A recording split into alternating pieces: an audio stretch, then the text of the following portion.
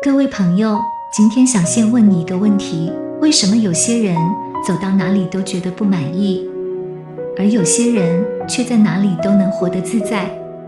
今天用2個故事說透這件事。有一位老和尚帶着一個女人來到山腳下，他問這座山如何？女人看了一眼，說高大挺拔，很美。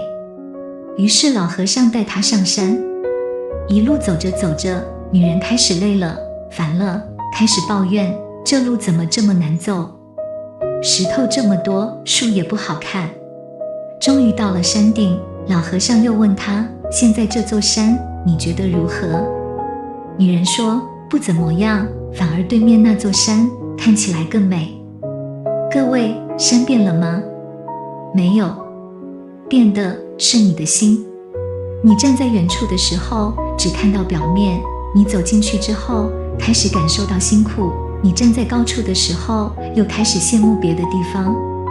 人生也是一樣，很多時候不是你擁有的不夠好，而是你總在比較，總在不滿。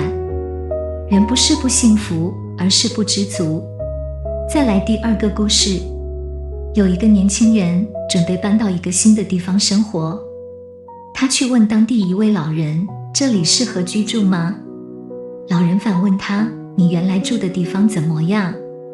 年輕人皺着眉頭說，那裡的人很糟糕，人前一套，背後一套，我一天都待不下去。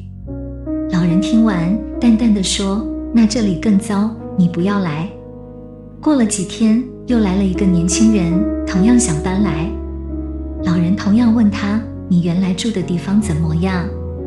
這個人笑着說，那裡的人很好，很溫暖，我很捨不得，但為了發展才離開。老人點點頭說，那你來吧，這裡的人也很好，你會過得很開心。各位，2個人來自同一個地方，為什麼得到完全不同的答案？因為你心裡裝的是什麼，你看到的世界就是什麼。內心充滿抱怨的人，走到哪裡都是問題；內心帶着善意的人，走到哪裡都是溫暖。把2個故事放在一起，你會明白一件事：人生真正的差距不在外在環境，而在你的心境。你不滿，世界就處處不順；你知足，生活就處處可喜。你不是活在世界裡，你是活在你對世界的看法裡。所以別再一直問為什麼世界對我不好，你應該問的是，我的心是不是一直在對抗世界？最後送你一句話，心若光明，所見皆暖；心若陰暗，所見皆苦。